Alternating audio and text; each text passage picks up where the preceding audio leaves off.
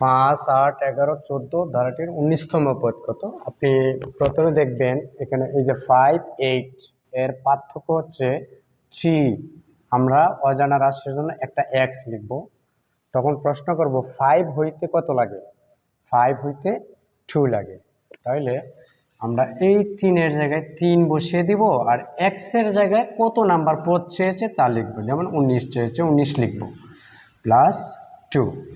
3 আর 19 গুণ করব। 3 আর 19 গুণ করলে হবে 3 নং 27, 3 একে 3, তাহলে মানে 57 প্লাস 2 সমান 59। তাহলে প্রথম প্রশ্নের উত্তর আমরা পাইলাম কত? 59। 2 নাম্বার 7, 13 এর পার্থক্য হচ্ছে 6। কত বসালে 7 হয়? প্লাস 1 বসালে 7 হয়। কত নাম্বার পদ চেয়েছে?